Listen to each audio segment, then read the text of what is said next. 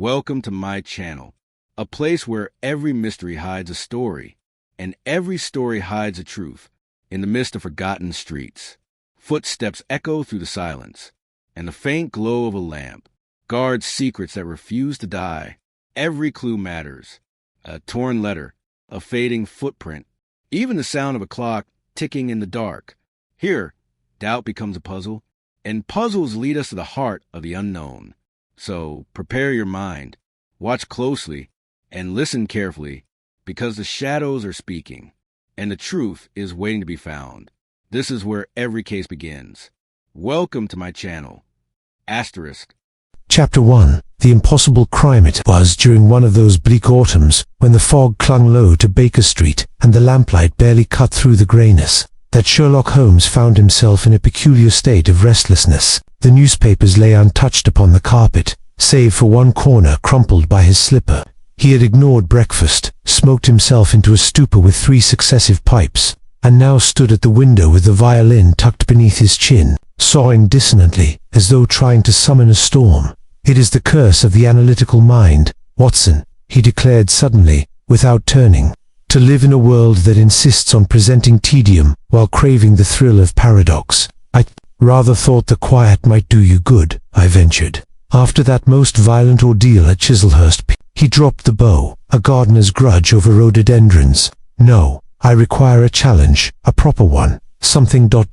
impossible." And as if on cue, there came a thudding at the front door, 3 urgent knocks that echoed up through the floorboards. Holmes cocked his head like a bloodhound scenting prey. "Come, Watson," he said, already sweeping out of the room. Providence rarely knocks thrice without intent. Downstairs, Mrs. Hudson ushered in a gentleman whose clothing bore the unmistakable stamp of the countrysider, waxed coat still slick with mist, and boots that had seen heavy ground. His eyes were wide, and his breath came shallow. In one gloved hand, he clutched a brown paper parcel bound tightly with twine. "Mr. Holmes," he said, "you are my last hope." Holmes offered him a seat, then steepled his fingers. "You have come from some distance. The specks of orange chalk on your left cuff suggest Wiltshire, though I am open to correction." The man blinked. "Quite right, advisors to be exact." "Excellent. And your name?" "Inspector Harrington, Rural Division. We've a matter of grave peculiarity at Colbury Manor, and I fear we're beyond the reach of conventional explanation." "Then you have, indeed, come to the right place," Holmes murmured. "Tell us." Harrington opened the parcel and unwrapped its contents, revealing a grotesque mask, damp and muddied, with the faint smell of moss and rust clinging to it. It was porcelain, cracked across one cheek, and painted with a grin that sent a cold shiver down my spine. "This," said Harrington, "was found at the bottom of a sealed well. No rope, no access. And yet..." He trailed off, then reached into his coat and handed Holmes a folded photograph. Holmes studied it in silence. I leaned in. The image was of a man lying beside the well. His face was contorted in an expression of pure terror, and clasped in one pale hand, just visible, was a slip of red cloth. "He died there," Harrington said quietly. "Last night. Lord Charles Whitmere, of Colbury Manor." No sign of struggle, no wounds, and no explanation as to how the mask appeared. Holmes' eyes glittered. "And what," he asked softly, "was at the bottom of the well before the mask?" "Nothing, Mr. Holmes. That well's been dry and sealed since 1867. There was silence in the room. Even Mrs. Hudson, peering in from the hallway, seemed to hold her breath. Holmes rose slowly, his expression unreadable. "Watson, cancel your afternoon with the club. We are going to Wiltshire." Chapter 2. The client arrives at Baker Street. The handsome carriage had scarcely begun its long roll toward Wiltshire when Holmes fell into one of his peculiar spells of inward absorption. Though I made occasional remarks on the autumnal landscape, copper hedgerows, the distant rise of misty Downsea, paid them no heed. His eyes remained half-closed, fingers steepled beneath his chin, as if rehearsing the rhythms of an unseen puzzle. "Holmes," I finally said, after some 20 minutes of uninterrupted silence, "what do you make of the mask?" His eyes opened, sharp and luminous. "A curiosity, Watson. But curiosities rarely occur without cause. We must tread carefully. There is more in this affair than meets the eye, and I suspect that, like the mask itself, it hides something grotesque behind the painted smile." He fell silent again, but my thoughts churned. The mask had chilled me in a way I found difficult to articulate. It was not merely its macabre grin or the unnatural smoothness of its surface, it was the air of deliberate placement, the theatricality of its discovery. Someone wanted it found. Someone wanted to unsettle. By the time we reached Devizes Station that afternoon, the light had begun to fade, and a milky mist pressed down upon the fields. Inspector Harrington met us with a dog-cart, and an urgency that seemed to have grown since the morning. "Thank you again for coming," he said as we rode toward Colbury. "The household is in considerable distress. Lord Whitmere's death was a shock, but the circumstances, well, they've bred something close to hysteria." "Tell us precisely how the events unfolded," Holmes said. "Not what you suspect, but what you saw." Harrington cleared his throat. "I arrived at the manor last evening. A maid had run barefoot into the village, screaming of curses and madness. When I arrived, Lord Whitmere was already dead. He was discovered beside the old well in the rear gardens, his face. While you saw the photograph and the mask," Holmes prompted. "It was inside the well, sealed for over 50 years. Mind you, no rope, no ladder. A mason had bricked it over years ago. Yet when we broke it open, it was there resting on the dry stones, as if deliberately placed." Holmes leaned forward. "And who broke it open?" "I did," said Harrington. "After consulting with the household, they said Lord Whitmere had been acting strangely paranoid, locking doors, muttering of watchers. I thought it best to examine everything. Anyone else touched the mask?" "No one." Holmes settled back, lost once more in contemplation, as we turned onto the long tree-lined drive to Colbury Manor.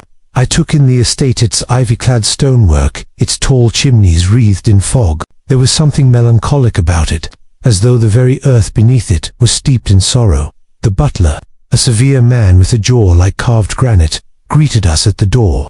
"Mr. Holmes, Dr. Watson, if you'll follow me, Lady Whitmere awaits you in the drawing-room." We found her by the fire, thin, elegant, dressed in black, though the funeral was yet to come. She did not rise when we entered, but her eyes, sharp and red-rimmed, studied Holmes with a mixture of hope and dread. "My husband," she said quietly, "believed the well was cursed. His grandfather sealed it for a reason, and Charles thought breaking it open would unleash something." Holmes offered her a nod of respectful greeting.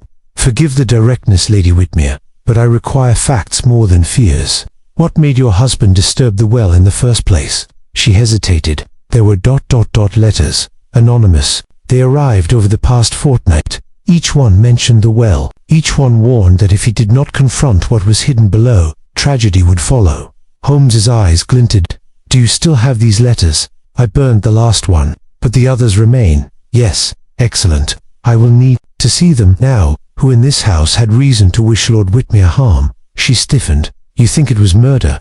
I think it was not natural. Whether by human hand or fear's shadow, your husband met his end unnaturally. So I ask again, who might benefit from his absence?"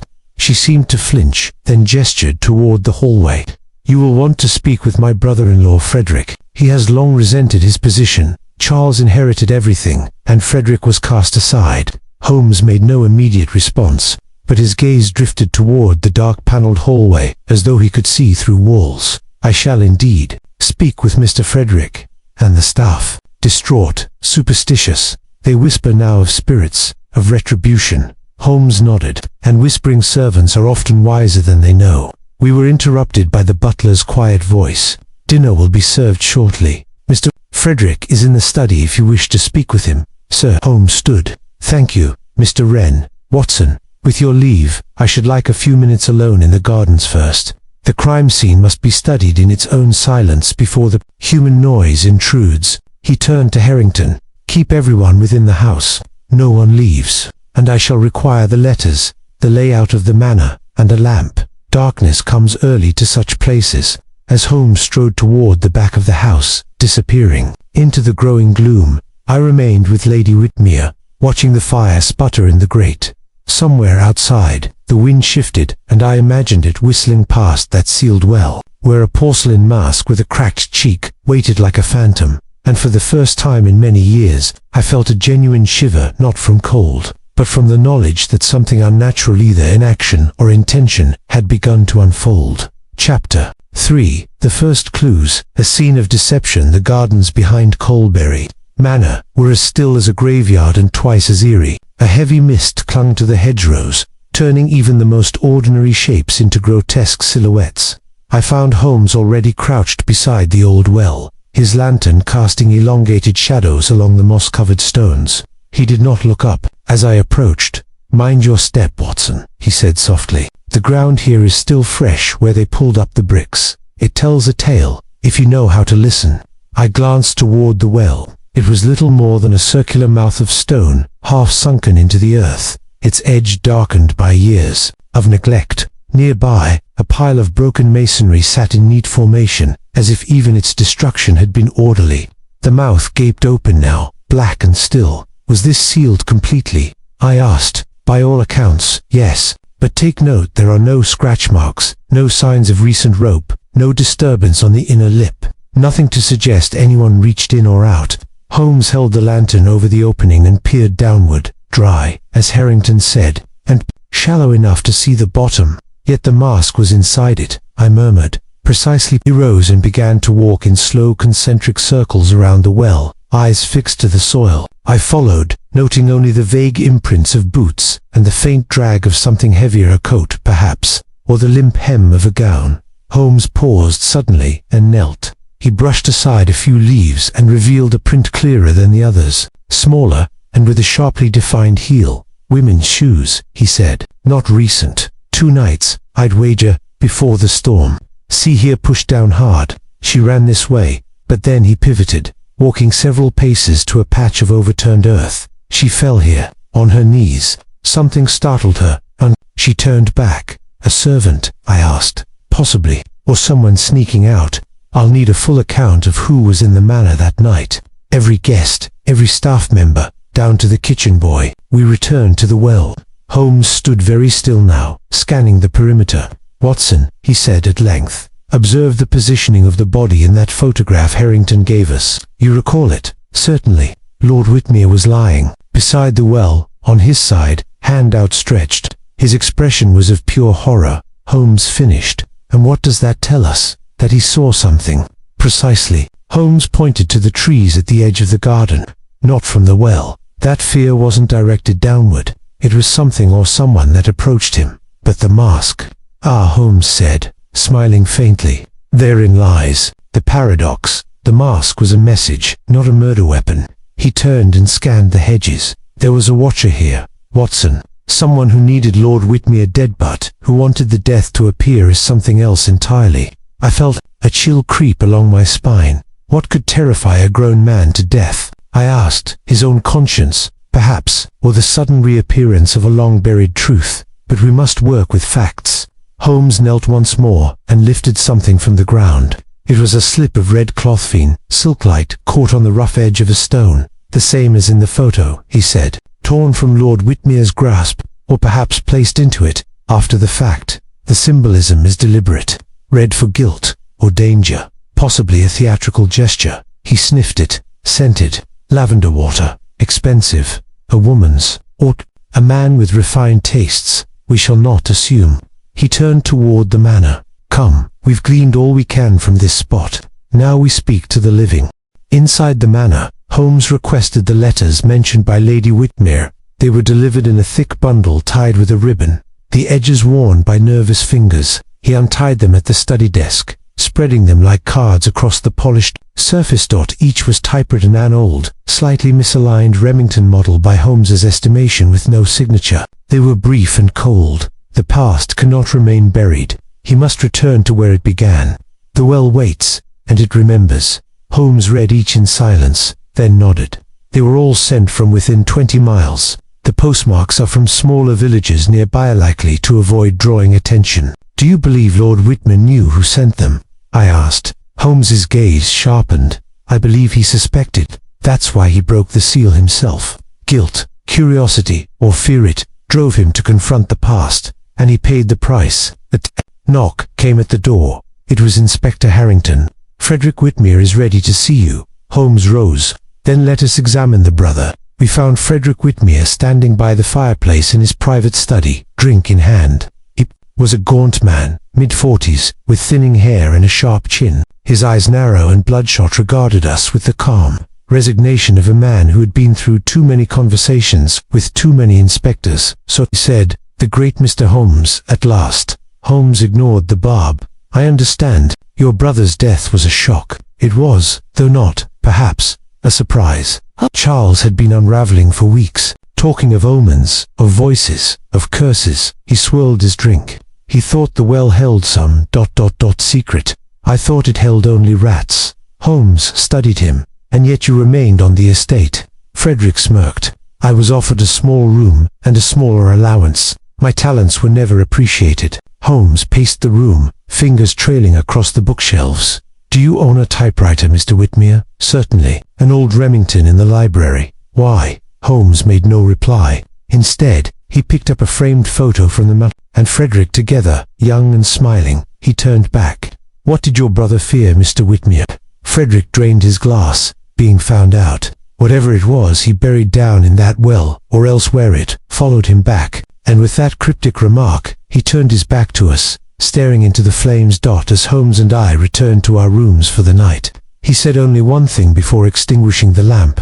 "This case is no ordinary killing, Watson. It is a elaborate deception staged with purpose, but the audience is not yet clear, nor the playwright." Chapter 4. The gathering of suspects. Breakfast at Colbury Manor was a strained affair. The dining room, with its vaulted ceiling and ancient tapestries, might once have lent itself to the warmth of a country morning.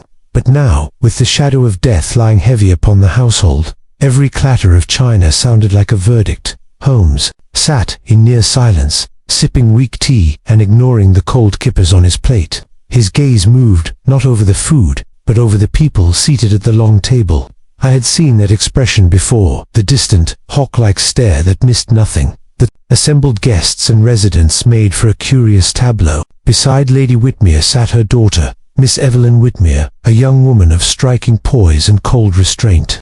Her morning dress was immaculate, her eyes unreadable. Across from her sat Reverend Silas Northbridge, the family's spiritual advisor, whose tremulous hands and solemn features suggested a man overburdened by the weight of his own conscience. To the right of him was Miss Agnes Blount, the housekeeper, short, severe, and sharpened beneath a lace cap. She kept her hands folded tightly, as though to keep secrets from slipping between her fingers. The final figure was one I hadn't expected, Mr. Julian Trask, a pale, delicate man of no relation, introduced as an old friend of the family. His clothes were London-tailored, his fingers ink-stained, and his voice, when he spoke briefly about the weather, carried the faintest lisp. As I glanced down at the table, I was struck by how completely each person seemed wrapped within their own thoughts. There were no forced smiles, no feigned chatter, only the silence of people waiting for something to break. Holmes allowed it to stretch a moment longer before rising gently to his feet. "Ladies and gentlemen," he began, his voice even and calm, "I thank you for allowing me to intrude upon your household in such a dark hour. I shall be brief. There are circumstances surrounding Lord Whitmere's death that defy conventional explanation, but be assured, explanations do exist." Several heads lifted slightly at that. Evelyn's brows drew together, almost imperceptibly. Reverend Northbridge paled further. Holmes continued, "I intend to uncover the truth behind his final moments. To do so, I must ask for your patience and, in time, your candor. For now, I ask only that none of you leave the estate without my permission." A stiff silence followed. Then, surprisingly, it was Julian Trask who spoke first. "Forgive me, Mr. Holmes," he said with a nervous smile, "but are we suspects in some dreadful country house melodrama?" Holmes smiled faintly. "I rarely find the truth without brushing up on past melodrama." Lady Whitmere rose at that point, signaling the end of breakfast. One by one, the guests filtered out except Holmes, who motioned for me to stay. When we were alone, he said quietly, "They're a fascinating gallery, Watson. Shall we begin the sketches?" Our first visit was to Evelyn Whitmere, who had returned to the conservatory. She stood near the window, her face framed by the creeping ivy that pressed against the glass. "I suppose you've come to ask whether I hated my father," she said flatly before Holmes could speak. "Do you?" he asked without preamble. She hesitated. He was a difficult man, and a frightened one. "I saw it begin months ago. He started locking his study, burning papers, pacing at night. What did he fear? I never knew. But he spoke often of retribution, and not in the spiritual sense. He believed someone was watching him. Had anything changed recently? I asked Dot. She nodded. Yes, he received a visitor last month, a woman. I didn't see her face, but they argued bitterly. After that, he grew worse. A woman. Holmes perked up. Describe her. Tall, veiled, wore green gloves. She left in a carriage. Father never spoke of her again. Holmes exchanged a quick glance with me. You've been most helpful, Miss Whitmere. One last thing, have you ever seen this? He held out the scrap of red cloth he'd retrieved from near the well. She examined it without touching it. No, but it looks like something from the East Wing wardrobes. My father had trunks of costumes from his travels India, Morocco, Venice. He collected masks and fabrics. Holmes pocketed it, his mind clearly worry. Our next stop was the chapel, where Reverend Northbridge knelt in prayer. He rose slowly as we entered, offering a weary smile. I hoped you might come, he said. I fear I am not much use. My counsel failed Lord Whitmere in the end. What counsel did you offer? Holmes asked. That he confessed whatever haunted him, that he makes peace. But he was too proud. Did he ever mention the well? Northbridge's expression darkened. Only once. He said it was a wound that never healed. I didn't understand then. I'm not sure I do now. Holmes pressed gently. Have you ever seen this mask? He showed the photograph. Northbridge recoiled slightly. No, but it reminds me of something. Years ago, Lord Whitmere hosted a masquerade ball. It was before the sealing of the well. There was a scandal. A guest disappeared, never found. The event was never spoken of again. Holmes's voice dropped. What guest? Never learned the name, only that it was a woman. And something happened in the garden that night. A shadow passed over Holmes's face. Thank you, Reverend. You've offered more than you know. We moved on to the East Wing, where Miss Agnes Blount was directing staff with clipped efficiency. When Holmes requested a moment, she led us to her quarters, a plain, immaculately tidy room. I've run this house for 22 years, she said. I know every creak and every footstep, and I know something is wrong here. Did you notice anything strange in the days before Lord Whitmere's death? Aye, she said with a grim nod. The library door left open at night. Footsteps, where no one should be walking, and Lady Whitmere's perfume where it ought not to be near the well. Holmes arched an eyebrow. She never mentioned visiting it, nor did I think she had, Agnes said. But her scent's distinct, and lavender, I know it. He held up the cloth. She sniffed it. That's not hers, but it is one of the old masquerade handkerchiefs used to be part of the fancy dress chest. The chest that went missing 2 weeks ago. Missing, vanished. From the attic. Holmes was smiling now slowly, but unmistakably. As we returned to our rooms for luncheon, Holmes turned to me with sudden intensity. Watson, he said, we are not chasing a simple murder. We are confronting a buried performance, a crime from the past, brought back to life through theater and fear. And the mask? I asked. A symbol, but of what, I do not yet know. Chapter 5. First suspects. The Red Herring. Scotland Yard arrived with the subtlety of a THUNDERCLAP. By mid-afternoon, the estate was crawling with uniformed men. Inspector Giles Mortimer, a barrel-chested figure with a mustache as stiff as his attitude, strode through Colbury Manor like a man who already knew the outcome of the investigation. Holmes, he said upon meeting us in the front parlor, I've read your notes and statements. Very ... theatrical. But this isn't the stage. This is a crime scene, and I have a suspect. Holmes raised a brow. How efficient of you, Inspector. And who is this unfortunate person? Mortimer snapped open a leather-bound notebook. Julian Trask, a writer of questionable income, a personal friend of the deceased, and according to several of the maids seen arguing with Lord Whitmere 3 days prior to his death. Holmes leaned back in the armchair, his hands laced over his chest. And the motive? He borrowed money from Lord Whitmere's substantial sums, debts unpaid. Letters have been found in Mr. Trask's luggage, and there's more. One of the anonymous warnings sent to Lord Whitmere to Pritton matches the alignment and ribboned flaws of a Remington in Trask's possession. Watson and I exchanged glances. Holmes, for his part, merely nodded, his expression unreadable. I see, he said. And where is Mr. Trask now? In the study, under guard. I would like to speak with him alone. Mortimer frowned. We've not made a formal arrest, but Holmes rose. And you would not wish to bungle your efficient case by denying information that may yet clarify the matter. I only ask for a few minutes. Reluctantly, the inspector allowed it. We found Trask seated stiffly on the edge of a leather couch, his fingers nervously threading through one another. He looked up as we entered, and though his face was pale, his eyes were sharp. "Mr. Holmes," he said, "I assume I've been condemned already." "Not at all," Holmes replied, taking the seat opposite him. "But I am interested in your quarrel with Lord Whitmere." Trask hesitated. "It wasn't over money." "No." He shook his head. "It was about Evelyn." Holmes's eyes flickered with interest. "I loved her," Trask continued. "Still do. Lord Whitmere didn't approve. Said I was unworthy. He threatened to cut her off, to send her away. He was possessive of her, controlling. That's what we argued about." "Did you write the letters?" I asked. "No," Trask said firmly. "And yes, I own a Remington, but so do 100 other people."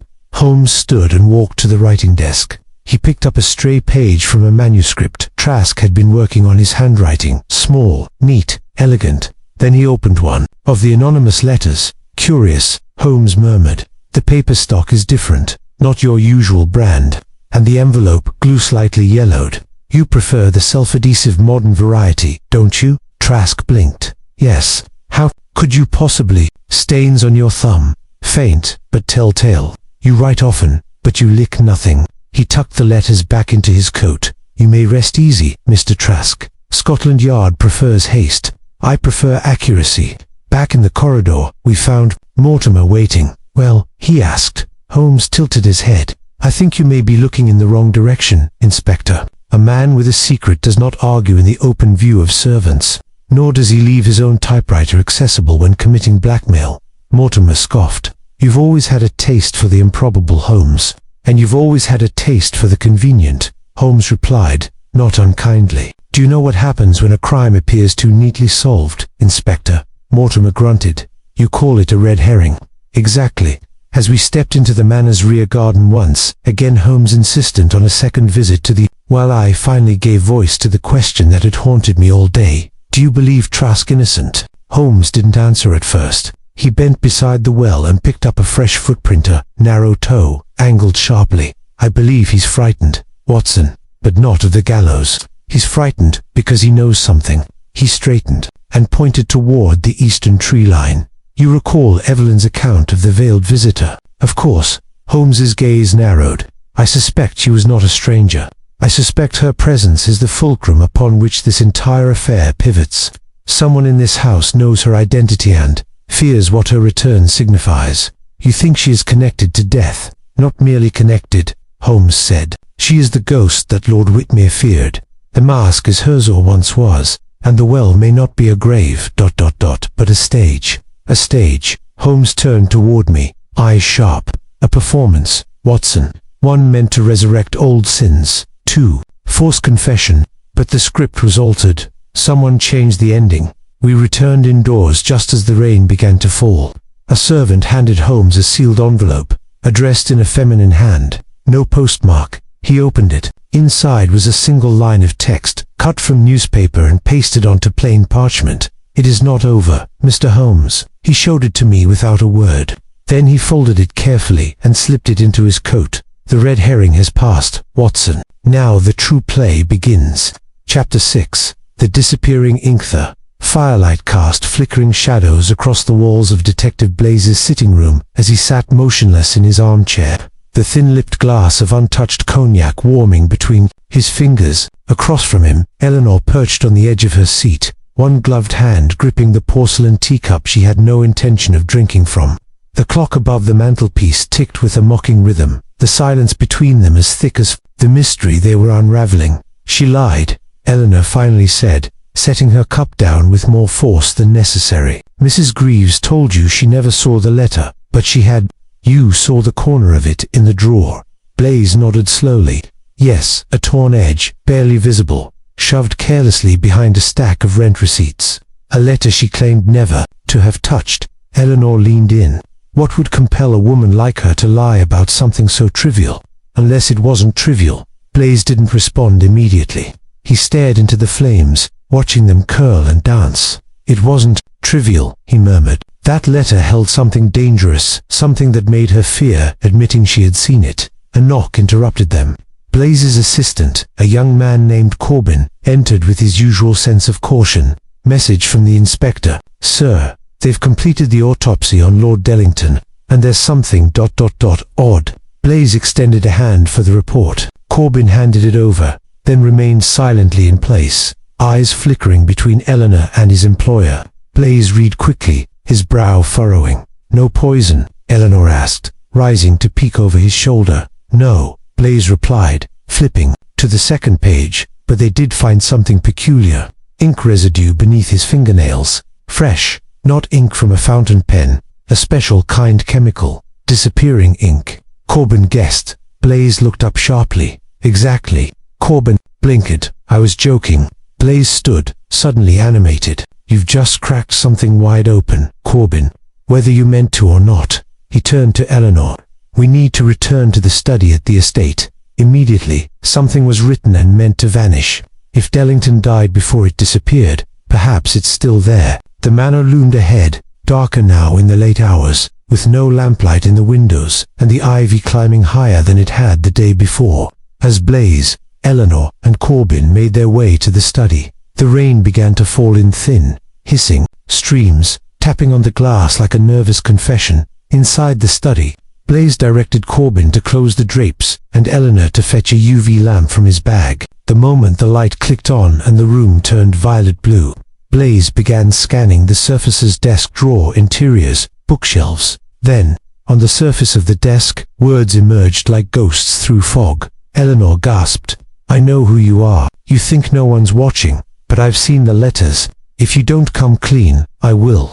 The message sprawled in a neat, controlled hand across the grain of the mahogany. Dellington's final words written in disappearing ink. Blaze's voice was low. He knew something, and he threatened exposure. That's what sealed his fate. Eleanor was still staring at the glowing script. The letters, could it be the same correspondence that disappeared from the drawer? Blaze nodded. Yes, the same ones Mrs. Greaves insisted she never saw. But someone else clearly didn't. It terrified them. Corbin's eyes were wide, so he wrote this message to his killer. Not quite, Blaze said. He wrote it about them. Perhaps it was a note to himself, or maybe it was meant as leverage. Either way, it proves motive. But it doesn't prove identity, Eleanor pointed out. Anyone in this house could have been involved in those letters, which is why, Blaze said, we must now find the letters themselves, or the remnants of them. The trio returned to the servants' wing, where Blaze began an uncharacteristically messy search through personal effects, waste bins, even behind radiators. Mrs. Greaves' quarters yielded nothing but a stack of outdated almanacs and a rosary too polished from where it was in the gardener's small back room where he never stayed overnight. According to Mrs. Greaves' dad, Corbin found a bundle tied in coarse twine behind the wood panel near the stove. He unwrapped it carefully, revealing scorched edges of parchment and a strong scent of ash and glue. These were burned, he murmured, but not all the way. Blaze took them gently. The center pages were blackened, but the margins still bore words, names, dates, a crest stamped in crimson wax, only half melted. Blaze held one piece to the light. This is correspondence from a private military contractor, from abroad. Not the sort of thing Dellington would be casually involved in. Eleanor's brow furrowed. He was a retired MP. Maybe someone from his past came back to haunt him. Or, Blaze said grimly, he was preparing to expose someone still active. Someone who had everything to lose if this got out. He stood and turned toward the window, where the rain was now heavier. We need to know who had the most to gain from Lord Dellington's silence. And we need to speak to the one person who hasn't spoken yet, his nephew. Corbin raised a brow. You mean the one he disinherited? Blaze nodded. Yes, the one who would have benefited if his uncle died without revealing the truth. Back at the estate's guest quarters, the young man in question, Miles Dellington, was pacing when they arrived. His sandy hair was disheveled, and his eyes were sunken with lack of sleep. I told you I had nothing to do with his death, he said before they even stepped inside. We're not here to accuse you, Blaze said, evenly. We're here to ask about the letters. You knew about them, didn't you? Miles hesitated. They were from a mercenary group. Blaze pressed. Private contracts, offshore accounts, payments made under your uncle's name. I only saw the envelopes, Miles finally muttered. He always locked them away, but I heard things. Whispers he said he was being watched. Did he tell you what he planned to do? Eleanor asked. Miles shook his head. Only that someone in the household had betrayed him once, and that if they ever tried again, he'd make sure the whole world knew. Blaze's eyes narrowed. Betrayed him once. That would explain why he used disappearing ink, why he trusted no one. He knew the killer had access to his private life. He turned back to Eleanor and Corbin, which means our killer is not a stranger, nor a passing guest. They are someone deeply embedded in this household. And with that, Blaze's eyes flicked toward the staircase toward the room of the housekeeper, who knew too much and had said too little. Chapter 7. The Whisper in the Ashes. Morning sun spilled through the mullioned windows of the vicarage like a quiet accusation, casting long bars of light across the parlor floor. Poirot stood silently at the hearth, examining the scorched remnants of what had once been a sheaf of papers. He reached into the ash with his silver-tipped cane, gently lifting what remained of a wax seal, its red hue barely discernible amid the grey dot. Reverend Mortimer hovered beside him, clearly shaken. It was the only copy of my sermon. I left it on that desk last night, I swear. When I returned from evensong, it was smouldering. Poirot bent slightly, peering at the burn pattern. Ah, but it is not the sermon itself that holds interest. It is what was perhaps hidden within it. None. He turned to Miss Buckley, who sat stiffly in an armchair, hands folded tightly in her lap. Mademoiselle, you were also here last evening. No. Attending to the vicar's correspondence. She gave a nervous nod. Yes, just after supper, but I didn't see anything strange. I fetched the vicar a sherry and left shortly after. Poirot's gaze lingered on her a moment longer than necessary, as though cataloguing every tick in her composure. He turned back to the fireplace. And yet, someone found this sermon inflammatory enough to destroy it. Behind them, Hastings entered, brushing leaves from his coat. I took a walk around the grounds, Poirot. No signs of forced entry, but I did find something peculiar near the garden shed. A matchbox, foreign make. No one in the household smokes. Poirot took it from him, examining the stamp. German, not recent. Curious. He turned to Reverend Mortimer. Are there any among your parishioners who hail from the continent? The vicar seemed surprised. Not that I know of, though he did have a visitor from Zurich last winter, an antiquities dealer. He was passing through and asked to see our chapel artifacts. Poirot's eyes narrowed. Did anything go missing? Not that we noticed. He seemed perfectly harmless. Gave a generous donation to the vestry. Generosity, Poirot murmured, can be the price of distraction. Hastings, though trying to follow, looked puzzled. You think this has something to do with the missing bell clapper? Poirot turned toward him, one brow arched. I think we are walking in fog, mon ami. Each clue, each movement like a bell rung in silence, but it echoes somewhere. They left the vicarage and walked back toward the chapel. Mist still clung to the cemetery stones, giving the whole place the air of a forgotten shrine.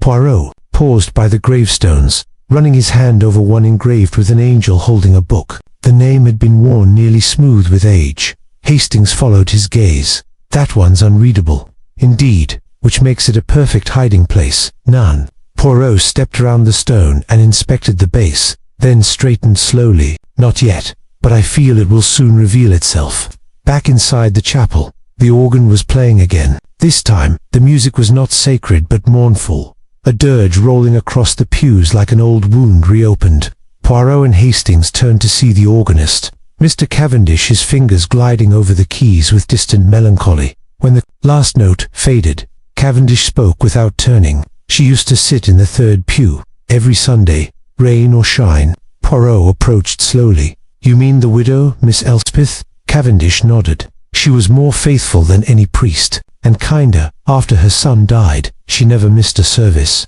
Poirot gestured gently. May I ask, do you know what became of the boy? Cavendish's jaw tensed. He was lost during the war. Some say he ran, others say he died a hero. Elspeth never believed the former. Poirot's tone softened. And yet, someone made her believe otherwise. Cavendish turned now, eyes sharp. Behind the sorrow, she received a letter, anonymous, said her son had betrayed his unit, that he was executed in secret by his own comrades. She never recovered. Did she tell anyone? She told me. We burned the letter together. Burned, Poirot echoed as the sermon was burned. He turned away, deep in thought. Hastings caught up with him as they exited the chapel once more. This is beginning to feel like a ghost story, Poirot. Now, Hastings, ghosts do not burn sermons. Ghosts do not steal clappers from bells. Someone is using the past, using grief as a mask. As they approached the inn, a shadow stepped from behind the stable doors. It was the maid, Elsie, eyes wide and breathless. "Sir, Monsieur Poirot, I found something." She held out a folded note, yellowed and smelling of must. Poirot took it carefully and opened it beneath the afternoon light. It read, "The silence must remain, for if the bell tolls again, the truth shall not stay buried." Poirot folded it with reverence, as though it were a sacred artifact. "Ah, at last, we hear the voice behind the silence." He turned to Hastings with a glint in his eye. "Now, mon ami, the game truly begins. The one who fears the bell most is the one who silenced it." Hastings frowned. But who could that be? Poirot tucked the note into his pocket. "Not yet, Hastings, but by the next day's light, I shall toll the bell in their heart and see who trembles." The wind picked up across the village as they walked back toward the inn, scattering dead leaves in their wake like breadcrumbs for the dead dot. Chapter 8. The confession in the fog. The rain had subsided to a thick mist by the time Poirot and Hastings arrived at the edge of the Turnwood estate, where the dense woods blurred into the hills like a dream. The lamps from the manor behind them glowed faint and distorted, and the path forward was shrouded in fog, curling like smoke around their ankles. A strange stillness hung in the air, broken only by the occasional crunch of gravel underfoot. "Mon ami," Poirot said quietly, "you understand why I brought you here." Hastings glanced at him, the pistol still heavy in his coat pocket. "You believe someone will come?" "I do not believe Hastings. I know." He gestured toward a small bench beneath a weeping cedar, half swallowed by fog, then sat with remarkable calm, folding his gloved hands over his cane. Hastings stood watch nearby, nerves taut, every rustle in the mist making him tense. 10 minutes past 15. The mist deepened. Then came the crunch of steps, slow and hesitant. A figure emerged, clad in a long coat with the collar turned up. The man was stooped slightly forward, as though burdened with invisible weight. His gloved hands were trembling. "You said come alone," the man called hoarsely. "So I did." Poirot did not rise indeed, "and I thank you, Monsieur Blaine." Nigel Blaine stepped closer, the fog swirling around him like a living thing. His face looked hollow now, the confidence stripped away. I shouldn't be here, but you are," Poirot said softly, "because there are truths that become too heavy to carry." Blaine remained silent. Poirot continued, "The letter you received yesterday, it contained only one sentence. He knows what you did in Bruges. You burned it. You hoped it was a hoax, but it was enough to bring you to me, because you feared that someone had unearthed what was meant to stay buried. I don't know what you mean." Hastings could hear the lie even before. Poirot shook his head gently. "In Bruges, 19 years ago, a certain museum curator died under suspicious circumstances. It was dismissed as suicide, but you were there, weren't you, Mr. Blaine, under an alias, before your reputation was made?" Blaine took a step back, his mouth opened, but no words came. Poirot's voice dropped to a whisper. "It was forgery, was it not? A series of paintings attributed to obscure Renaissance masters. You passed them through the curator, who took a generous fee, but when suspicion crept in, he threatened to expose you." "I didn't kill him," Blaine whispered. "No," Poirot said, "but you let someone else take the fall. And then, years later, someone who remembered that incident tried to blackmail you. I believe that person was Miss Celeste Marchand." Blaine's face stiffened. "She was there too," Poirot continued. "A young artist, enamored with you. She saw more than you realized. But now, her own reputation dwindling, she needed leverage. So she sent you that letter. That's absurd. And yet," Poirot leaned forward, eyes sharp, "the night she died, she told Miss Penelope Vale that she would soon be wealthier than all the art in Turnwood. She was drunk." Blaine muttered, "Perhaps, but she meant something." Poirot stood slowly. "When you received her second message, the one inviting you to the observatory that night, you panicked. You met her there. Things turned violent, and she fell." "No," Blaine's voice cracked. "I didn't push her. She fell," Poirot said carefully. "But you did not try to stop her, nor call for help. You let her die." The fog thickened between them like a curtain. Poirot's voice was soft now. "But I do not think you are the only one involved. There is someone else, someone she trusted, someone who helped stage the scene afterward to make it look like suicide." perhaps even added the missing note in her typewriter, a note full of clichés. Someone with a stake in your reputation. Silence. Blaine's shoulders heaved. I never meant to kill her. I went there to beg her to stop. She laughed in my face, said she'd ruin everything. That I deserved it. Tears stood in his eyes now. She stepped backward. The railing was wet. She slipped. I swear. Poirot stepped closer, gently. And the other person. Blaine shook his head. If I tell you that, I lose everything. I lose. A soul. Is not something you should gamble, Poirot said, placing a hand briefly on Blaine's shoulder. And if you do not confess fully, I promise the law will not be kind. Suddenly, another voice cut through the fog. He doesn't have to say it. They turned sharply. Penelope Vale stood near the trees, her coat barely visible in the gloom. Her face was pale, but composed. I did it, she said. Blaine turned to her. Penno, I did it, she repeated. Celeste came to me first, not him. She wanted to blackmail Nigel, yes, but she also wanted me to help write her story. A grand scandal exposed. I thought she was bluffing, but when I saw the draft, I realized she had real proof. She had photographs, letters. Hastings' breath caught. I confronted her at the observatory before Nigel ever arrived. I tried to take the documents. She wouldn't give them up. Said she'd go to the press in the morning. She shoved me. I shoved back. Poirot's eyes were unreadable, and when she fell, Penelope whispered. I didn't scream. I just watched. I told Nigel what happened. He said he'd take the blame. Said if it ever came out, he'd confess. She looked at him now, with pain in her eyes. But you didn't, and I couldn't carry it alone anymore. Poirot took a long breath, the mist curling between them all. Madame Vale, he said, I appreciate the honesty, but the law must hear this now. Neither of them protested. The truth, once exhaled, had no desire to return. Poirot turned and began walking toward the manor, the others trailing behind in silence, like ghosts through the fog.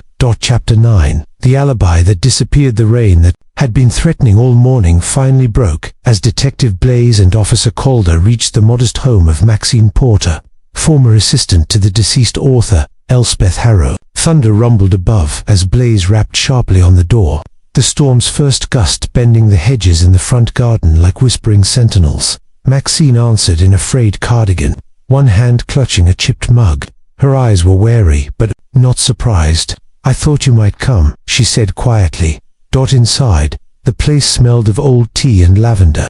Bookshelves lined the walls, mostly medical thrillers, a few worn biographies. A black cat dozed near the radiator. Blaze noticed a stack of half-filled crossword puzzles on the kitchen table. I didn't kill her, Maxine said flatly, not waiting for the question. No one said you did, Calder replied. Blaze looked around the room, then fixed his gaze on her, but he didn't like her.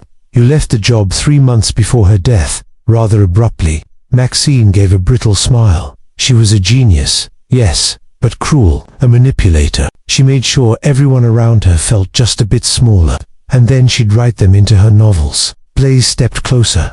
Was she writing you into the next one? Maxine hesitated. She threatened to, said she had something juicy planned. I didn't like the tone. You were in the house the day before she died, Blaze said. Maxine paled. I only dropped by to pick up my final paycheck. I swear, I didn't even go inside. Her housekeeper, Nora, handed it through the door.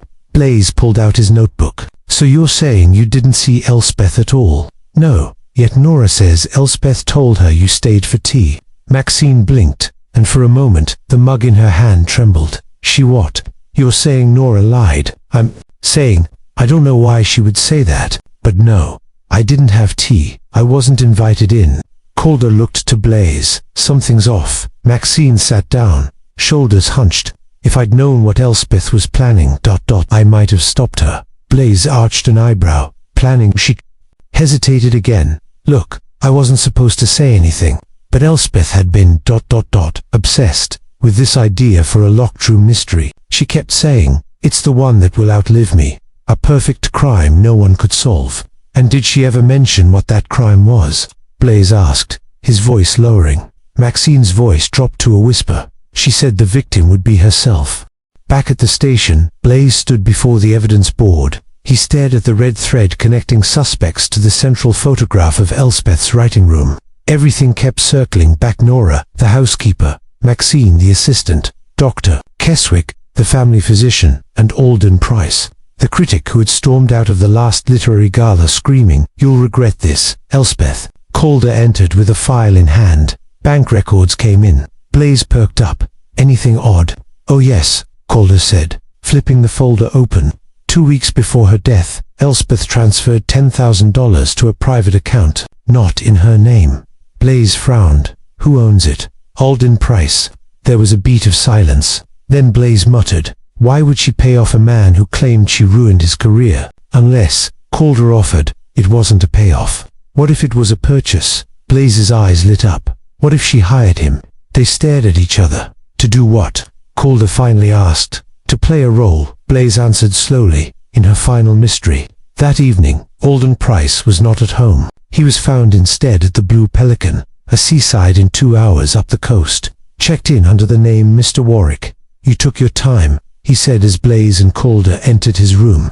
He sipped his scotch like a man who knew something. "They didn't. We found the transfer," Blaze said, getting straight to the point. $10,000 from Elspeth. "What did she buy?" Price sighed. "A promise that I would speak to no one, that I would follow exact instructions, appear at a few select events, drop a few phrases, all perfectly staged." "Staged? For what?" Calder asked. Price gave a grim chuckle. "Her grand finale." Blaze stared. "She planned her own death." "Not exactly. She planned her own disappearance." Calder stiffened. "She's not dead." Price shrugged. "She didn't tell me the whole plan, only that I would know my role was over when the papers reported her demise. She even said she might leave behind clues, if I felt like solving them." Blaze looked stunned, the pieces beginning to shift in his mind. "You were her misdirection." The angry critic, the perfect red herring.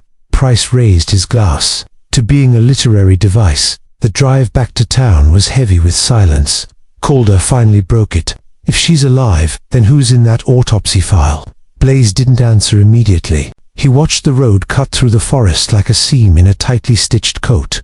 The body had no family match. DNA came back with limited results, just enough to confirm female, close age range. But the face was heavily damaged. The ID was made from circumstantial items: wedding ring, clothing, the manuscript on the desk, which anyone could have planted. Calder finished. "She wanted this," Blaze said, his voice quiet. "She built the locked room as a stage. Even the smoke alarm wasn't broken, it was jammed.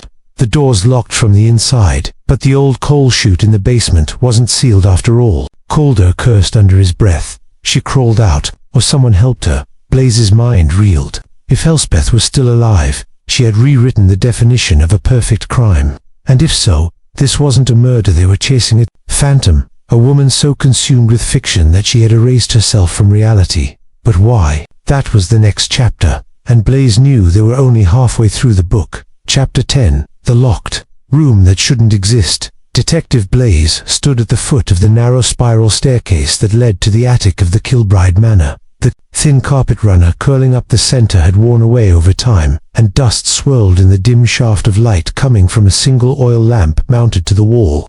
Below him, Florence remained silent, her arms folded tight across her chest, though her eyes betrayed her dread. "You said this attic is sealed?" "Yes?" Blaze asked. "Yes," Florence whispered. "It's been locked since my mother passed. No one has the key but me," Father insisted. "And yet," Blaze murmured, pulling a thin strip of masking tape from the latch, "someone's been inside recently." The tape had been part of a subtle trap he'd placed earlier that day, following a hunch. It was now torn down, the center broken from the inside. He turned the old brass key Florence handed him and pushed open the door. A wave of musty air greeted him, followed by the low creak of floorboards under a layer of old rugs and scattered trunks. He stepped inside carefully, his torchlight scanning the forgotten room. The attic was a curious blend of the past paintings wrapped in brown paper, cracked porcelain dolls lined up like mourners on a shelf, and yellowed books stacked beside. Moth-eaten drapes, but one thing did not belong. A clean, newly folded blanket sat in the middle of the floor, with a small oil lantern next to it. Its wick recently burned. Florence inhaled sharply. That wasn't here before. Blaze crouched beside the blanket. No dust beneath it. Someone's been sleeping here recently and repeatedly. He opened one of the trunks. Inside were old journals belonging to Arthur Kilbride, the deceased, but hidden among them was a thinner book, black leather, with frayed corners. Its title had been scratched off. He flipped it open. The contents weren't words, they were sketches. Detailed, chilling drawings of the manor's rooms, drawn from unsettling angles. One page was entirely taken up by a rendering of the family dining table with the members seated exactly as they had been the morning. Arthur collapsed. Another page showed the master bedroom but not empty. It depicted Lady Edith Kilbride, Arthur's wife, lying in bed with a pale, shadowy figure looming over her. The next page depicted her grave. The dates were accurate. "These drawings are obsessive," Blaise muttered. "Whoever drew this was watching the family, stalking them from inside." Florence backed into the doorway. "This is madness. Who could do such a thing?" "The better question," Blaise said, flipping to the final page, "is why does the last drawing show me standing in this attic?" The sketch was crude but unmistakable Detective Blaise's silhouette, his torch raised, surrounded by shadows. A creak sounded behind them. Blaise wheeled around, hand to his coat pocket, where his revolver nestled. But the stairwell was empty. No movement, no wind. "Stay here," Blaise said quietly.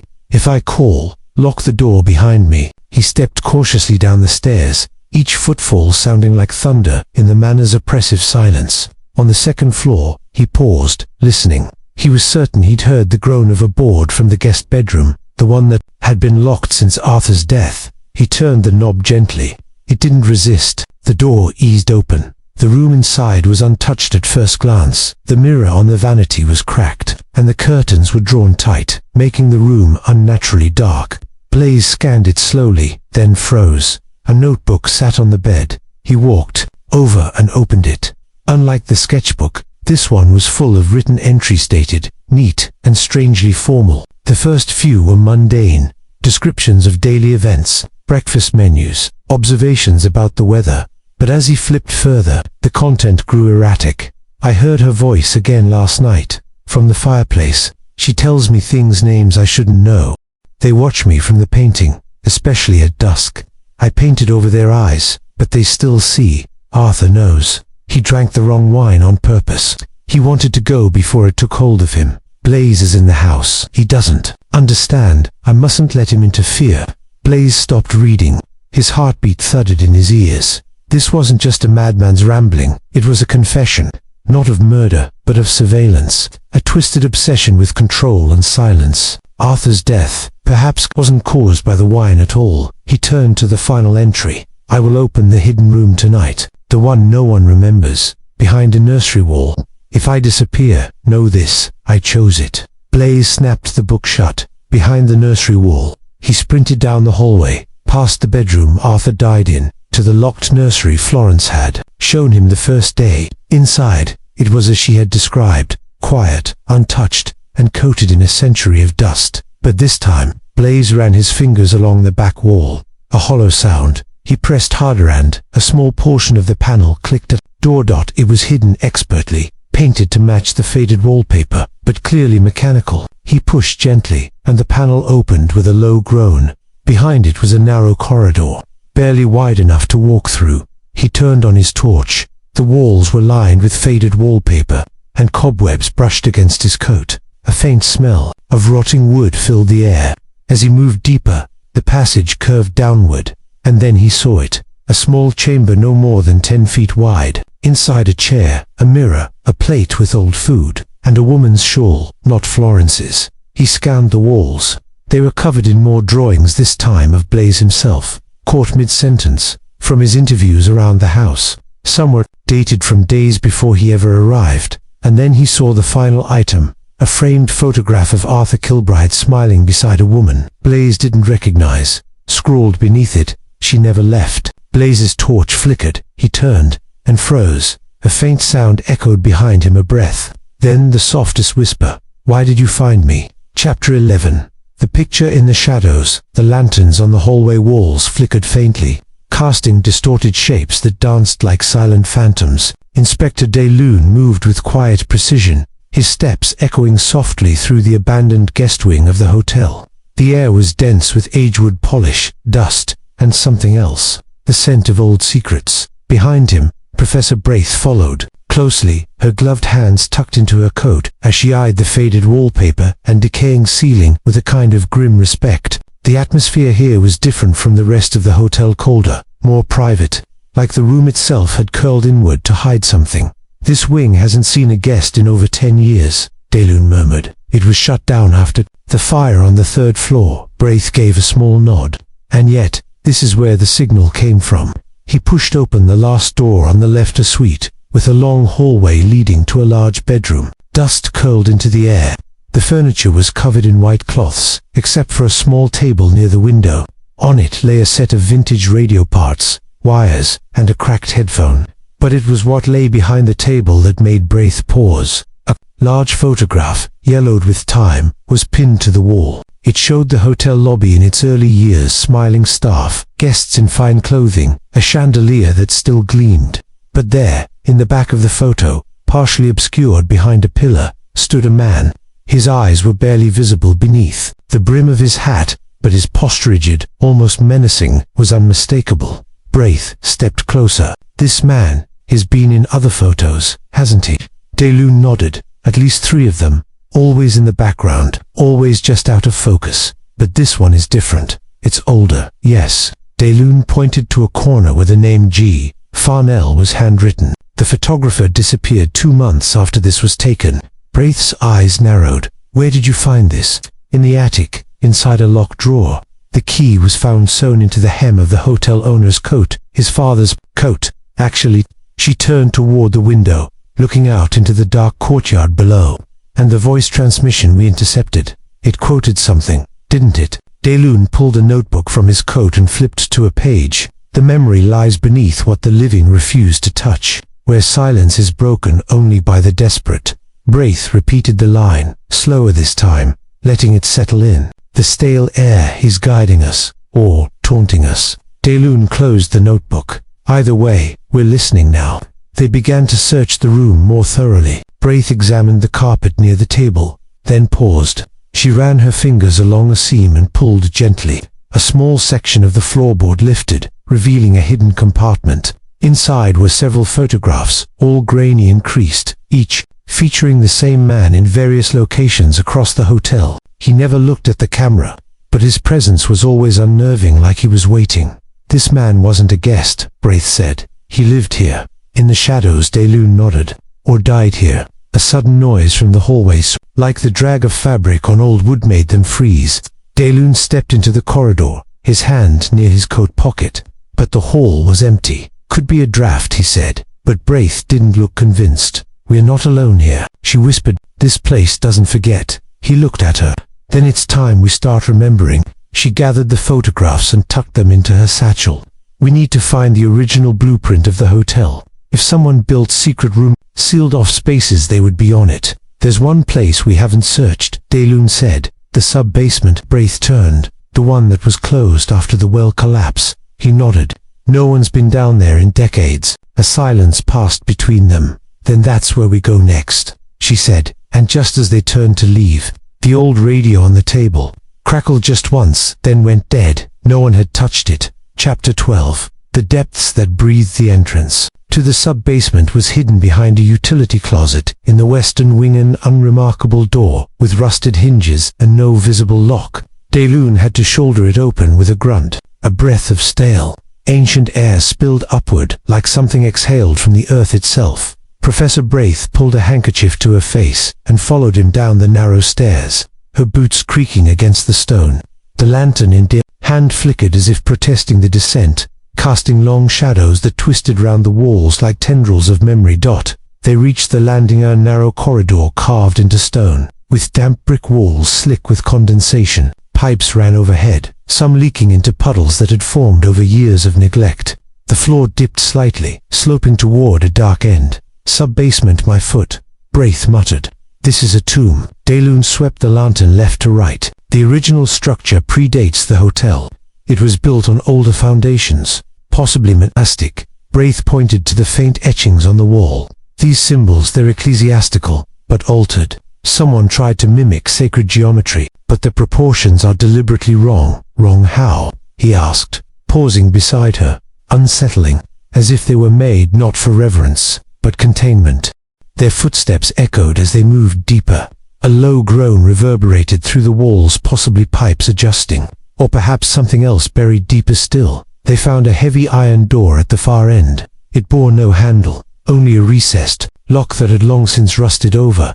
On its surface was a strange sigil, a circle intersected by broken lines and symbols resembling eyes. Braith hesitated. This is the same mark from the edges of those photographs. DeLune raised a crowbar he'd taken from the utility closet and wedged it into the seam. "Help me." Together, they forced the door open with a screech that echoed like a scream.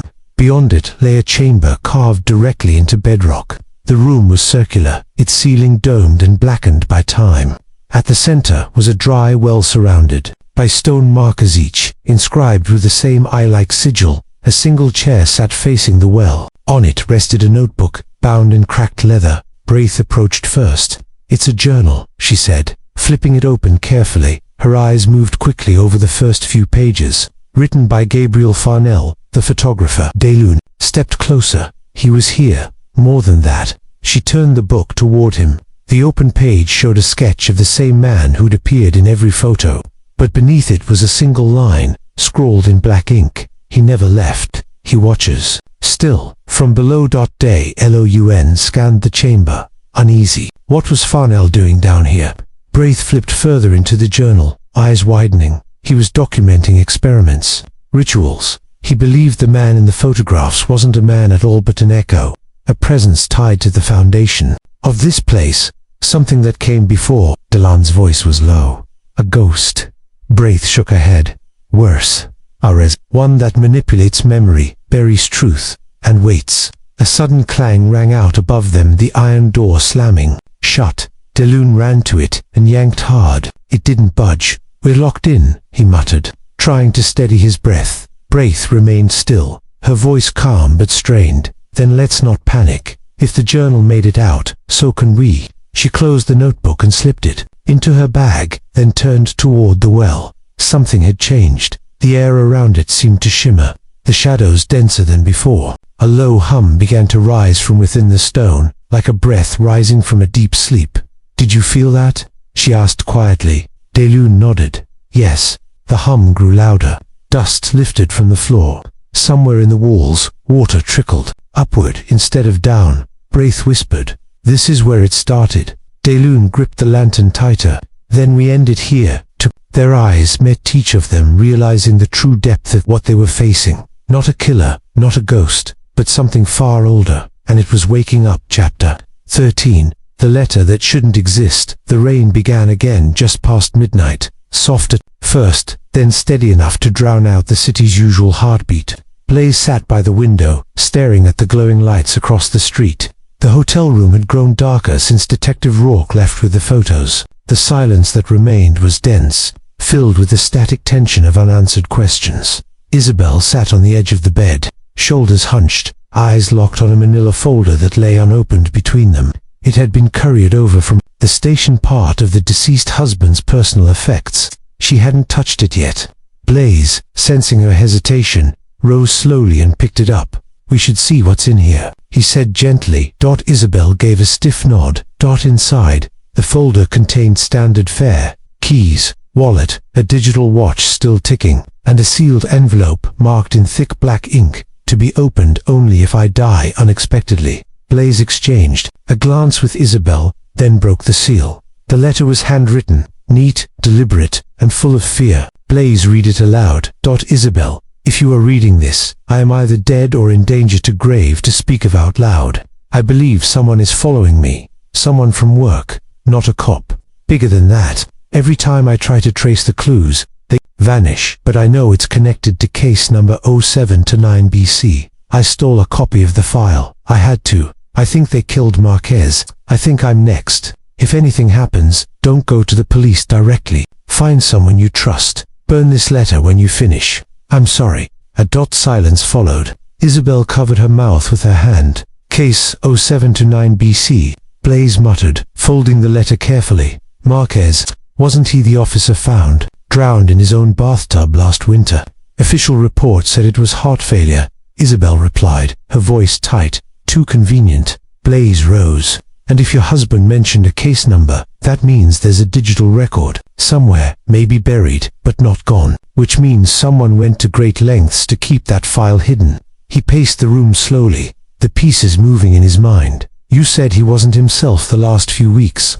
Withdrawn, paranoid. That lines up with what's in the letter. So whatever this is, it started long before he sent you that text. Then who sent the text that night? Isabel asked, her voice cracking. Who lured him out with that fake message? Blaze nodded. That's what we find next. He tapped his phone, dialed Rourke.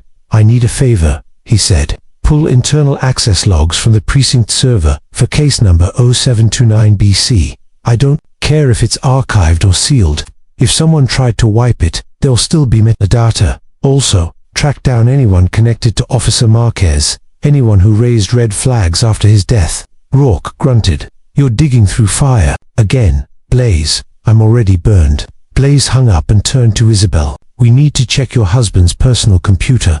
You said you hadn't touched it. Isabel shook her head. It's still at home. I didn't want to. Good, Blaze interrupted. We go now, before someone else gets the same idea. They arrived at Isabel's townhouse just past 1:30 a.m. The house was still drenched in the storm's glow, the porch light flickering like it couldn't decide whether to help or hide. Inside, everything was as she had left it. Shoes lined neatly by the door, a coffee mug on the counter, a book face down on the couch. The study was upstairs. Blaze flicked on the light. The desk was tidy, unnervingly so, but the laptop was still there. He opened it. Password locked. Isabel leaned over. Try Dover Street. That was his badge passphrase for years. It worked. The desktop opened with only two visible folders, work and private. Blaze clicked on work, a flurry of documents, loaded shift reports, memos, incident logs, but one stood out. A file titled do_not_delete_final.pdf. He opened it. Inside, detailed notes about case 0729BC, a series of internal memos, autopsy photos, and redacted transcripts. It was a missing person case that had turned into a homicide. The victim, a whistleblower named Lena Garza, who had been cooperating with internal affairs on a corruption probe within the city's narcotics unit. The file ended with an ominous memo. Reassignment request approved. Officer Marquez to handle reassessment in collaboration with Officer Almeida. That's your husband, Blaze whispered. The last page was a screenshot of a phone record. One number was highlighted. Blaze copied it and texted Rourke, BLAZE. Run this number. See who it belongs to. A moment later, the reply buzzed back. Rourke, you're not gonna like it. Blaze frowned. Rourke continued. It's a burner, but it was activated under an ID registered to Detective Ronson. Last pinged near your hotel yesterday morning. Blaze froze. Detective Ronson, the man leading the original investigation, the same man who assured Blaze it was just a tragic accident. He looked at Isabel. I think your husband knew more than he was supposed to, Blaze said quietly, and someone's cleaning up loose ends. Isabel's eyes widened. You think I'm next? I think we're both in the crosshairs now. Blaze stood, the room suddenly colder. We're not just chasing a ghost text anymore. We're chasing a cover-up. Chapter 14. Whispers beneath the bell tower. Rain clattered softly against the slate roof as Eloane stood in the shadows beneath the archway of St. Rytha's Chapel, her eyes fixed on the silhouette of the ancient bell tower. A half-moon peeked through shifting clouds, casting long, silvery lines across the stone courtyard where moss curled in cracked cobbles. The air smelled of damp earth, incense, and secrets. Inside, the candlelit interior echoed with the low chant of vespers. But out here, time hung thick. Eloane could feel it again, the weight of the unseen. The murmur of something older than the village, older than the murder. Curling beneath the surface of things. Detective Alder emerged from the chapel vestibule, his coat collar turned up and his notebook tucked beneath his arm. She confessed to nothing, he said flatly, but her hands trembled when I mentioned the clockmaker's ledger. Eloane nodded, and she called it his sin. Not the murder, not the crime, his sin. There's something theological about the way she speaks, symbolic, personal. She's hiding more than knowledge, Alder said. She's hiding guilt. They walked side by side along the gravel path leading to the bell tower. Its door had been sealed for years, the hinges rusted. The stairs inside, villagers claimed, were unsafe. But every time Eloane got near it, Her breath caught fast, though something, or someone, wanted it left alone. Alder drew a small key from his pocket. From the vicar's drawer, labelled only S.W. Elowen, arched a brow, St. Ritha or Sanctum within. He fit the key into the lock and twisted. The mechanism groaned, resisting before yielding with a sharp clack. Inside, the air was dry and cold. Dust lay at each step. They ascended slowly, each creak of the wooden stair an accusation. Halfway up, Alder paused. "You hear that?" Elowen stopped. A soft rustle, like cloth dragging across stone. She turned her head. Below. No, above. They climbed higher. Near the top, the stairs opened into a small stone chamber, circular, lined with worn carvings too faded to read.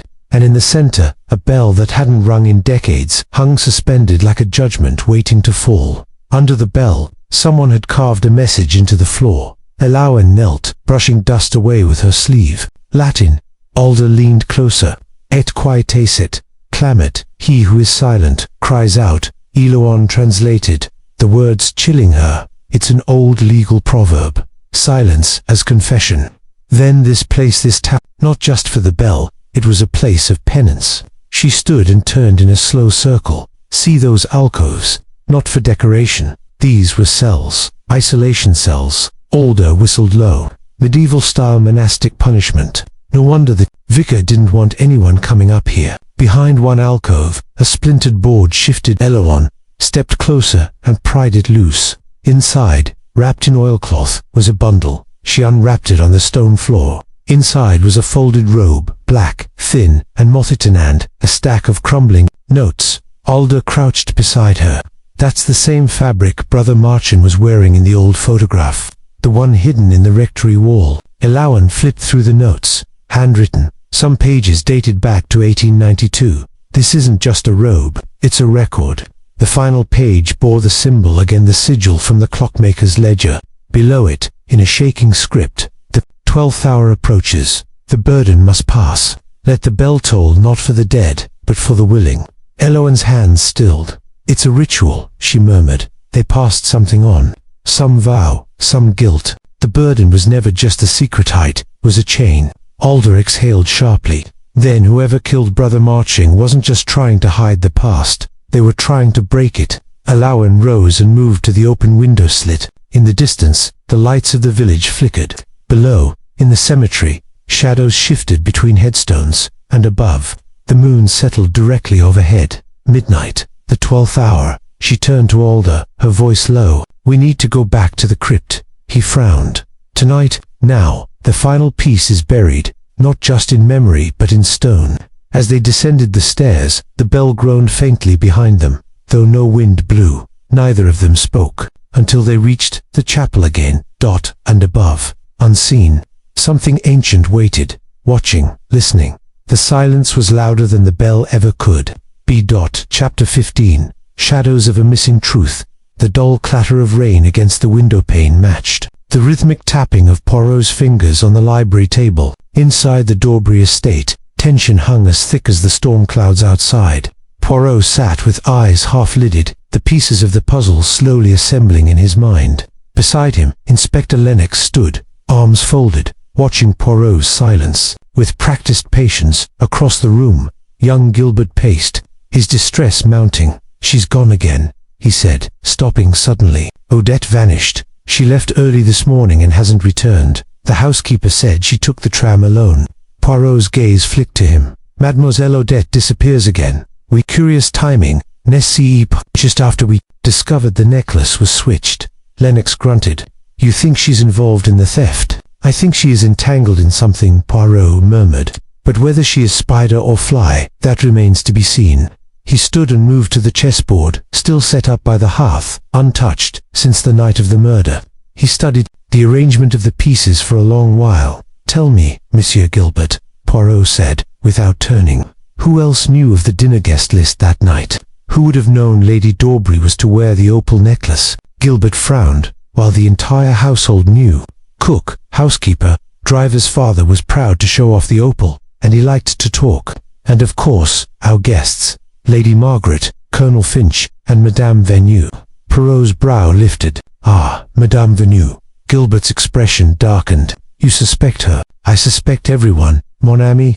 But the lady of perfumes and whispered secrets, she has a habit of vanishing into mist. The front door slammed, jolting them both. Lennox was first to react, moving swiftly down the corridor.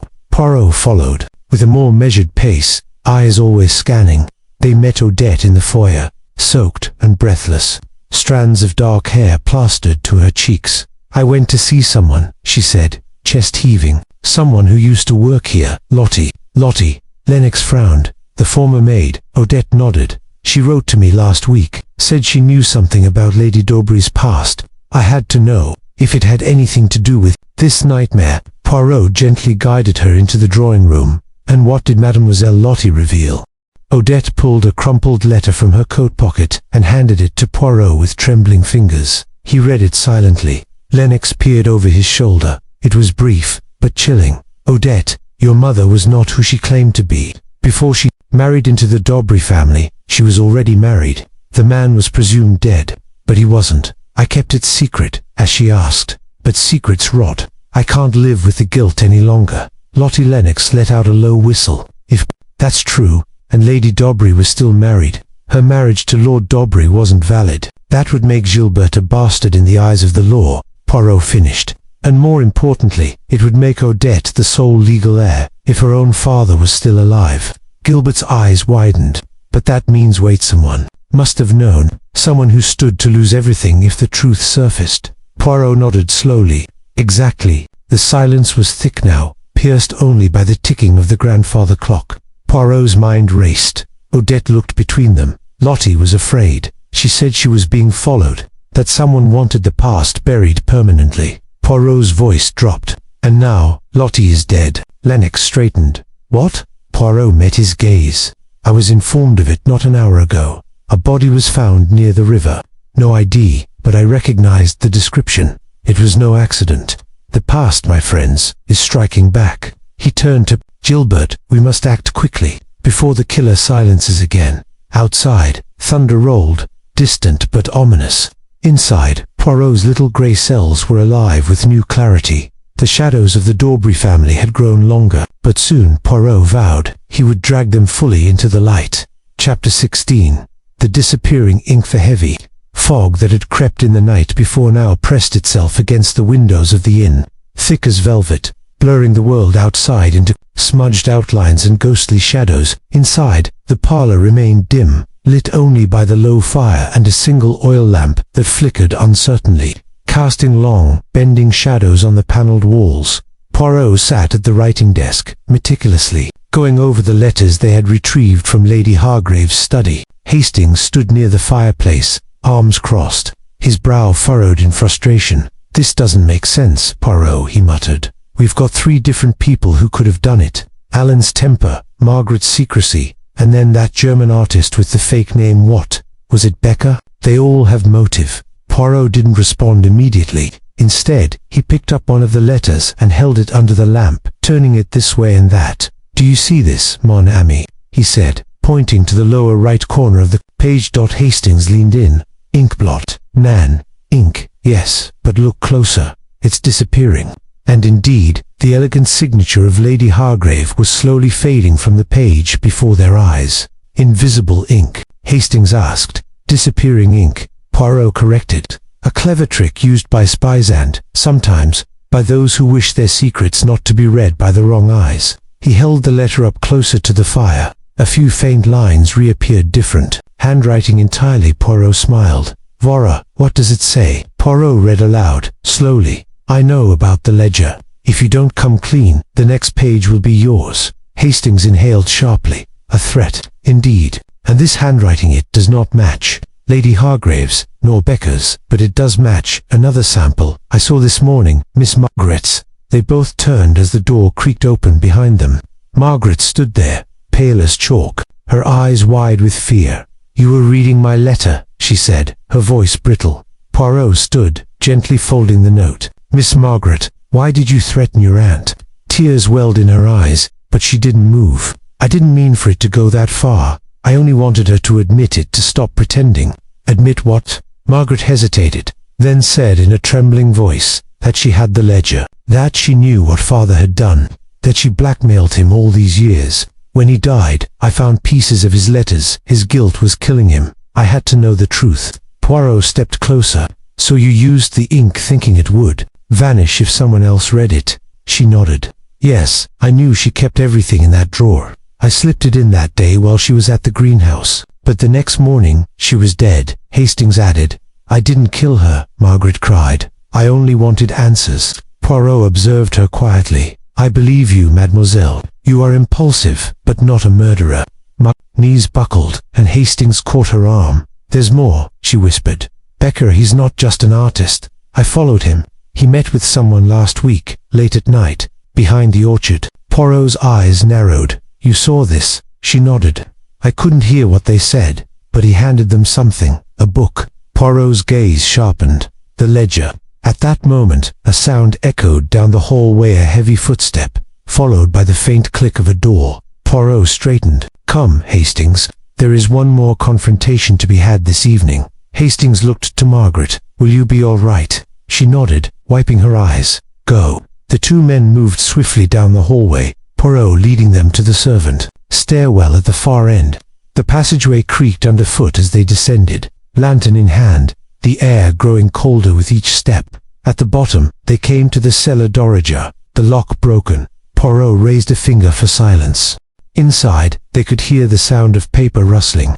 Hurried footsteps. Poirot flung the door open. Becker froze at the far end of the cellar, holding a leather-bound book in his gloved hands. Its pages yellowed with age. Its spine cracked. His eyes met Poirot's with sudden fury. You shouldn't be here, Becker said. And yet here we are, Poirot replied calmly. With the ledger, no less. Hastings reached for his revolver instinctively. Becker took a step back. I only wanted what was owed. She lied to all of us. She did, Poirot agreed. But murder was not your debt to collect. I didn't kill her. Poirot's voice dropped to a whisper.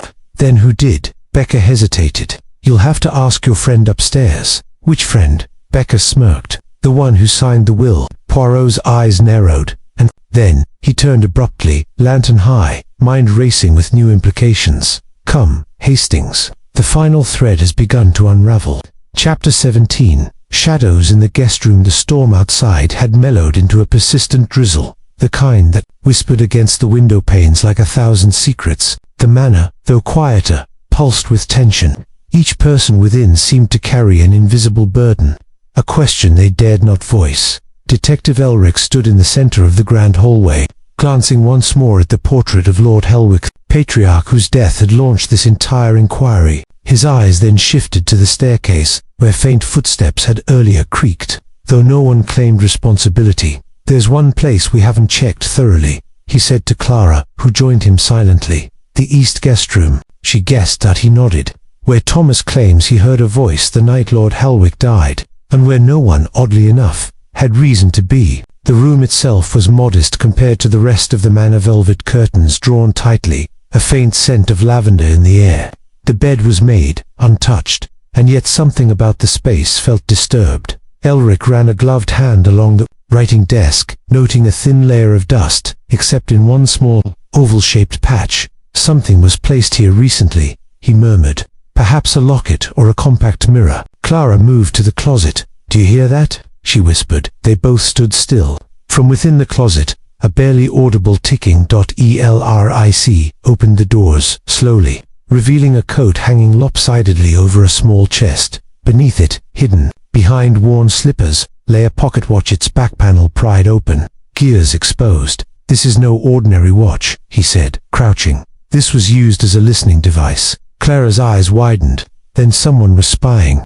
From inside this room, he nodded, and likely heard far more than they let on. Elric pocketed the watch carefully, then turned his attention to a faint stain on the corner of the rugger blotch of dried mud. Whether like this, that could only have been tracked in recently, he said, by someone trying to stay out of sight. Clara peered under the bed and froze. Elric, there's something tucked underneath. He bent down and pulled out a crumpled page, torn from a diary.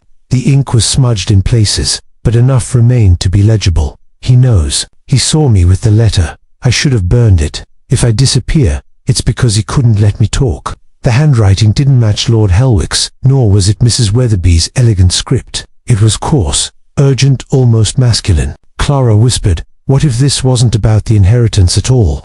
What if it was about something else, something dangerous enough to keel over?" Elric's mind raced through the web of clues. The anonymous telegrams, the forged documents, the strange disappearance of the groundskeeper, and now this diary fragment. He folded the note carefully. Someone feared exposure, and instead of fleeing, they stayed to ensure silence. As they exited the room, a loud thump echoed from below. "The cellar," Clara said. Without hesitation, they descended the staircase.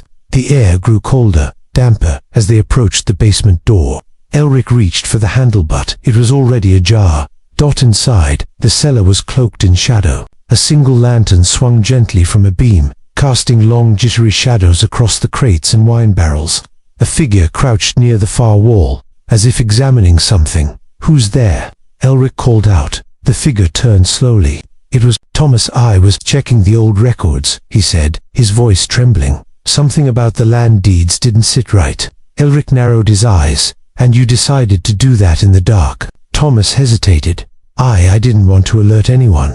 I thought if I found proof, I could." "Protect yourself," Clara finished. Before he could answer, Elric walked past him and inspected the crate he had been hovering over. Inside was a bundle of burnt papers, half-charred letters, and a tin container labeled with Lord Halwick's initials. "This isn't just record-keeping," Elric said coldly. "This is evidence disposal." Thomas looked between them, panic rising in his eyes. "I was trying to stop this from getting worse. There's more going on here than you understand." Elric leaned in. "Then make me understand." But Thomas said nothing. "Not yet. Not with the truth so close and the real killer still watching." Chapter 18. The final clue. The rain had slowed to a faint drizzle by the time Inspector Dren and Irene Vole reached the study one final time. The manor, once oppressive in its silence, now buzzed faintly with anticipation, as if the walls themselves sensed an ending. Inside the study, all the suspects were gathered. Baron Grigger, face tight and drawn. Camille, her eyes hollow but vigilant. Herr Vogel, who stood slightly apart, as though distancing himself from all that had happened. And finally, the governess, Anna, hands clasped like a prayer. Detective Dren stepped forward, his voice calm but cold, like a scalpel before an incision. "I want to thank you all for your patience. I now know how it was done and who committed the impossible murder." A murmur swept through the room. Baron Grigger rose halfway from his seat, then slowly sat back down, eyes never leaving Dren. The inspector continued. "A man was killed, locked inside a room from the inside. No murder weapon, no witnesses, no way in or out, and yet he died." He paused, letting the silence settle again. "The answer lies not in what was present, but what was absent. The dagger was never missing, because it was never the murder weapon." Baron Grigger frowned. "But the blade had blood." "A staged deception," Dren said, turning to Camille. "You were the one who screamed, saying the dagger was gone. And conveniently, it reappeared in a place where no one would look until much later. But it was all a distraction. The real weapon was the toxin." Now it was Anna who gasped. "Yes. The rare plant," Dren said, turning to the governess. "The blooms from the glasshouse. The very same ones the victim received in a vase on the morning of his death. You thought no one would trace it, but you underestimated how well I know poisons." Vogel stiffened. "Then he was poisoned before being locked inside?" "No," Dren replied. "He was willingly locked inside, because he never realized he was dying.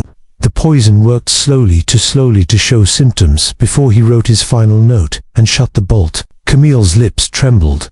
"But why would he write the will that way? Why name Anna?" Dren's eyes softened slightly as he turned to Anna. "Because she was his daughter." The room froze. "Yes," Dren said. "The old secret, long buried, but not forgotten. The will was his attempt at redemption, and someone couldn't let that stand." He turned back to Camille. "You intercepted the real letter meant for the solicitor and replaced it with your version.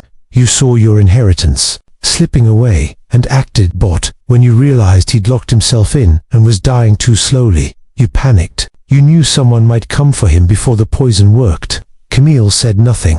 Her hands were trembling. "You needed a delay. So, you screamed that the dagger was missing, distracting the household. Enough time for the toxin to finish its work." Baron Grigger rose, shaking his head. "That's preposterous." "No," Dren cut in. It's meticulous, it's greedy, it's cruel, but not preposterous. Camille finally stood, her expression twisted between rage and sorrow. You think I wanted him dead? She spat. He abandoned Uzme, my mother, everything. Then he shows up with a governess and a change of heart. Dren didn't flinch. Yes, you couldn't bear to lose what you believed was yours, so you made sure he died before he could. Give it away. Camille's shoulders dropped, and her face crumpled not into tears, but into a resigned stillness. She didn't deny it. Anna, quiet all this time, stared at her half-sister with disbelief. I never wanted anything from him, she whispered, just to know who I was. Camille looked at her, eyes rimmed with something between guilt and venom, but she said nothing more. Baron Grigger let out a long breath. God help us all. Outside, the drizzle finally stopped. As the constables escorted Camille away, Dren turned to Irene, who stood silently by the window, watching the last of the storm slide off the glass. You always knew, didn't you?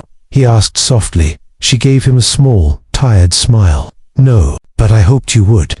As they stepped into the corridor, Dren looked back one last time at the empty study of the room that held a dying man's final secret, a poisoned bloom, and a family torn apart by inheritance, betrayal, and silence.